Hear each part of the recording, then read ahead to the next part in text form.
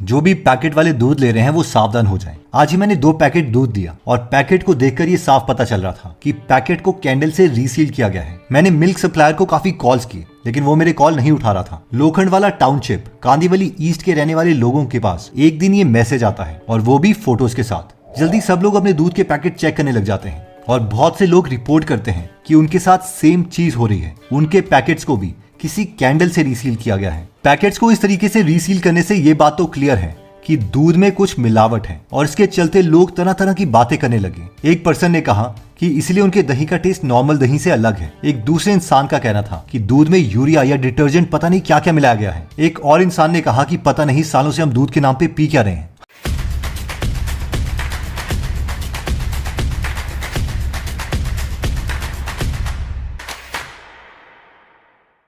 हमारे देश में दूध में मिलावट कोई नई बात नहीं है। आए दिन हमारे सामने मिलावट की खबरें आती रहती हैं। वर्ल्ड हेल्थ ऑर्गेनाइजेशन के हिसाब से इंडिया में 68% दूध मिलावटी है। जैसे कि एक बार मुंबई के सेंटा क्रूज ईस्ट में रेड के दौरान एक औरत सहित 4 लोगों को दूध में मिलावट करते हुए पकड़ा गया। यहाँ से 1075 लीटर दूध जब्त किया गया और इसी के साथ अमूल जैसे कई और फेमस ब्रांड्स के 6900 खाली पैकेट्स भी बरामद हुए। ये लोग ब्रांडेड पैकेट्स की एज को काट कर आधे दूध को निकाल लेते थे और फिर उसमें पानी भरकर बाकी सफाई से पैकेट को कैंडल की मदद से सील कर देते थे और फिर ये पैकेट्स रिटेल शॉप तक पहुंचते और फिर वहां से लोगों के घरों तक पहुंचते। ऐसा ही सिमिलर केस पिछले साल धारावी में भी पकड़ा गया। वहां पर भी 807 लीटर पेस्चराइज्ड दूध में पानी की मिलावट की गई जिसकी कीमत 45,852 रुपए थी। शायद हम में से कई लोग सोच रहे होंगे कि यार दूध में सिर्फ पानी ही तो मिला रहे हैं, इसमें कौन सी बड़ी बात हो गई। वेल ये पानी चाहे प्योर हो या पोल्यूटेड, ये दोनों ही तरह से हमारे लिए नुकसान देता है। अगर हम साफ पानी की बात भी कर लें तो भी इंडिया में 39% लोग वेजिटेरियन हैं और वो न्यूट्रिशंस जैसे कि प्रोटीन, विटामिन, कैल्शियम के लिए मिल्क पर ही डिपेंडेंट हैं। हाँ, उन्हें ये चीजें नट्स या फ्रूट से भी मिल सकती है लेकिन मिल्क लेने से आपको हाई न्यूट्रिशंस एक जगह पर मिल जाते हैं और हमें बहुत सारी चीजें खाने की जरूरत नहीं पड़ती। अगर हम मिल्क में प्योर पानी भी मिलाते हैं तो इस मिलावट से उसकी न्यूट्रिशनल वैल्यू कम हो जाती है जिसकी वजह से बहुत से लोग अंडरवेट रह जाते हैं। और तो और इन्फेंट और यंग चिल्ड्रन अपनी ग्रोथ के लिए सबसे ज्यादा मिल्क पर ही डिपेंडेंट है और इस तरह की मिलावट उनकी ग्रोथ में और उनकी इंटेलिजेंस में रुकावट पैदा कर सकती है। लेकिन अगर ये मिल्क पोल्यूटेड हुआ तो ये चीज और भी ज्यादा खतरनाक हो सकती है क्योंकि जहां पर हम सब अपने घरों में आजकल आरओ वाटर पानी पी रहे हैं, हमारे दूध में पोल्यूटेड पानी की मिलावट से हमें हेपेटाइटिस ए, कॉलरा, टाइफाइड जैसी खतरनाक बीमारियां हो सकती हैं। ये मिलावट सिर्फ मुंबई तक सीमित नहीं है बल्कि दिल्ली में रहने वाले हर 3 में से 2 लोगों का ये मानना है कि उन्हें अशुद्ध मिल्क दिया जा रहा है। वैसे दूध का ओरिजिन बड़ा कमाल का है। 45,000 साल पहले लोग लैक्टोज इंटॉलरेंस हुआ करते थे। लैक्टोज मिल्क में पाई हुई शुगर को बोलते हैं और 45,000 साल पहले हमारी बॉडी में इसे डाइजेस्ट करने के एंजाइम नहीं होते थे। ये एंजाइम्स सिर्फ 3 से 4 साल तक के बच्चे में ही पाए जाते थे जब तक वो ब्रेस्ट फीडिंग करते हैं और फिर जैसे ही बच्चे बड़े होने लगते हैं ये एंजाइम्स उनकी बॉडी में से अपने आप गायब हो जाते हैं। लेकिन फिर एक दिन एक इंसान में म्यूटेशन देखने को मिला 13910T और उसके बाद से हम सब में ही मिल्क को कंज्यूम करने की क्षमता बढ़ गई। ये भी कहा जाता है कि ये म्यूटेशन सबसे पहले यूरोप में देखने को मिला था और फिर कुछ लोग माइग्रेट करके इंडस वैली सिविलाइजेशन में रहने के लिए आए और इसीलिए हम इंडियंस भी लैक्टोज को टॉलरेट करने के लिए काबिल हो गए। हालांकि स्वामी विवेकानंद जी का मानना है कि इंडिया में ऐसी कभी माइग्रेशन नहीं हुई। अब सच क्या है वो तो हमें नहीं पता, लेकिन अगर हम स्वामी विवेकानंद जैसे इंटेलेक्चुअल इंसान अगर ऐसा मानते हैं तो जरूर इसमें कुछ सच होना चाहिए। और अगर आप स्वामी विवेकानंद जी की ऐसी दिलचस्प बातें जानना चाहते हैं तो हम गूगल एप्लीकेशन डाउनलोड कर सकते हैं और वहां पर स्वामी जी की बुक सुन सकते हैं। इसमें 200 से ज्यादा बुक समरीज हिंदी में फ्री में अवेलेबल है। तो अगर आप इस एप्लीकेशन को डाउनलोड करना चाहते हैं तो इसका लिंक मैंने डिस्क्रिप्शन और फर्स्ट कमेंट में दे दिया है। वापस आते हैं टॉपिक पर। हमें से काफी लोग ये सोचते होंगे कि आखिर ये पैकेट में दूध आता कहां से है। देखिए इस पूरे प्रोसेस को समझते हैं। इंडिया में मिल्क सुबह और शाम दोनों बार कलेक्ट और ट्रांसपोर्ट किया जाता है और ये मिल्क 3 तरह से कलेक्ट करके प्रोसेसिंग प्लांट तक पहुंचाए जाते हैं। प्रोसेसिंग प्लांट पर मिल्क को पीने लायक बनाने के लिए इसको काफी सारी प्रोसेस से गुजरना पड़ता है। तो बात करते हैं सबसे पहले स्टेप की, जो कि है मिल्क कलेक्शन। जो लोग प्रोसेसिंग प्लांट के आसपास रहते हैं वो अपने कंटेनर में मिल्क भरकर खुद ही प्लांट तक पहुंचा देते हैं। दूसरा तरीका है कोऑपरेटिव सोसाइटीज के थ्रू। इन कोऑपरेटिव सोसाइटीज का मकसद होता है बिना किसी डिले और इंटरप्शन के मिल्क सप्लाई करना। डेयरी फार्मर्स लंबी लाइन लगाकर इन कोऑपरेटिव सोसाइटीज में मिल्क जाकर जमा करते हैं। इन सोसाइटीज की सबसे अच्छी बात यह है कि यहाँ पर कोई मिडिलमैन नहीं है, इसीलिए पूरा प्रॉफिट फार्मर्स को ही जाता है। उसके बाद अगला तरीका आता है कॉन्ट्रैक्टर्स के थ्रू मिल्क पहुंचाना। ये कॉन्ट्रैक्टर्स मिडलमैन होते हैं जो कि चीपर रेट में डेयरी फार्मर से मिल्क को लेते हैं और प्लांट को महंगे प्राइस में बेच देते हैं। इन कॉन्ट्रैक्टर की वजह से बहुत ही कम फायदा डेयरी मिल्क फार्मर्स तक पहुंचता है। इसके बाद जब सारा मिल्क कलेक्ट हो जाता है तब उसकी टेस्टिंग की जाती है। मिल्क का फैट कंटेंट और वेट चेक किया जाता है। इसके बाद मिल्क को ट्रक में भरा जाता है और फिर इसको प्रोसेसिंग प्लांट पर ले जाया जाता है, जहां पर मिल्क की आगे की प्रोसेसिंग स्टार्ट होती है। फिर इन ट्रक्स को अच्छे से वॉश करके इन्हें वापस कलेक्शन के लिए भेज दिया जाता है। अगर हम वापस बात करें प्रोसेसिंग प्लांट की,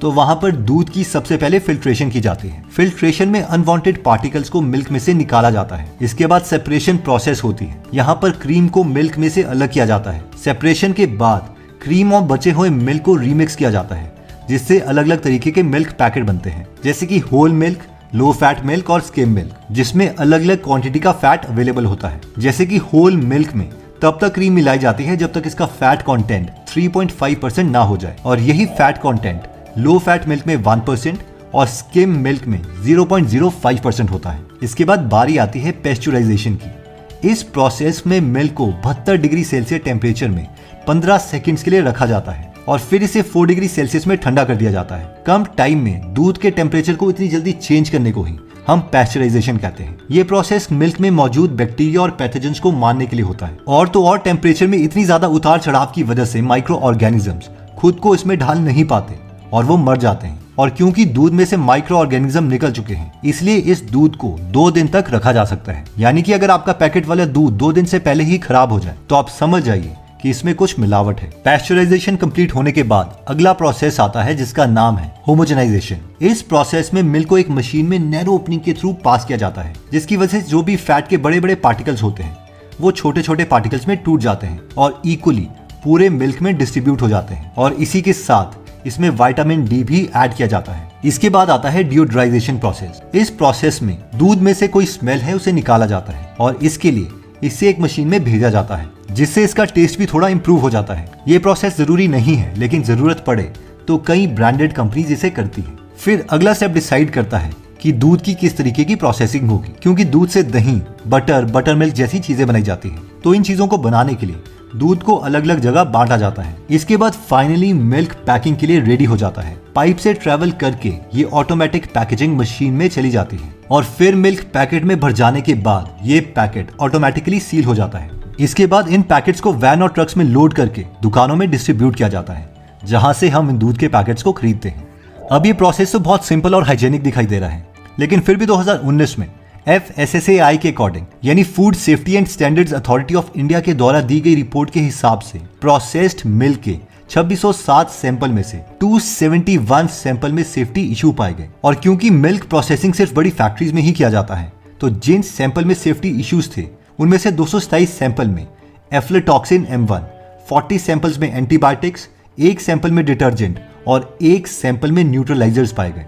तो अब ये एफ्लाटॉक्सिन होता क्या है? वेल, एस्परगिलस एक तरह की फंगस है जो कि एफ्लाटॉक्सिन M1 प्रोड्यूस करती है। ये मिट्टी में पाई जाती है और जब गाय या भैंस कुछ खाते समय फंगस भी खा लेती है, तो फिर मिल्क एक्सट्रैक्ट करते टाइम इसमें एफ्लाटॉक्सिन M1 आ जाती है। क्योंकि पेस्चराइजेशन का भी इस पर बहुत कम असर पड़ता है, इसलिए ये मिल्क में रह जाता है। और एंटीबायोटिक मिल्क में तब आती है जब गाय या भैंस बीमार हो और उन्हें दवाई के तौर पर कोई इंजेक्शन दिया गया हो। ऐसे में जब मिल्क एक्सट्रैक्ट किया जाता है तो उनकी बॉडी में प्रेजेंट एंटीबायोटिक्स थोड़ी मात्रा में उनके मिल्क में भी आ जाता है।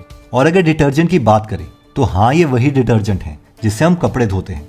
ये ज्यादातर लापरवाही की वजह से आता है। जिस कंटेनर्स में मिल्क ले जाया जाता है उन्हें ठीक से अगर वॉश नहीं किया गया हो तो वहां से डिटर्जेंट उस मिल्क के पैकेट में आ जाता है जो हम पी रहे हैं। इसी के साथ न्यूट्रलाइजर्स जानबूझकर मिल्क की शेल्फ लाइफ बढ़ाने के लिए ऐड किए जाते हैं। ये न्यूट्रलाइजर होते हैं सोडियम हाइड्रोक्साइड, बेकिंग सोडा और वॉशिंग सोडा। वैसे तो हम खाने में ज्यादातर बेकिंग सोडा ऐड करते हैं, लेकिन अगर बेकिंग सोडा बड़ी मात्रा में हमारी बॉडी में चला जाए तो ये पॉइजनस बन सकता है और वॉमिटिंग, डायरिया और डिहाइड्रेशन जैसी प्रॉब्लम से हमें गुजरना पड़ता है। लंबे समय तक ऐसा मिलावटी दूध पीने से किडनी और skin related problems, even cancer और गैस्ट्रोइंटेस्टाइनल इश्यूज भी हो सकते हैं। लेकिन दूध के पैकेट में हमें कोई ऐसी इन्फॉर्मेशन नहीं दी जाती कि गाय और भैंसों को किस तरीके से इंजेक्शन दिए गए हैं और ये दूध एक्सट्रैक्ट एग्जैक्टली किया कैसे गया है।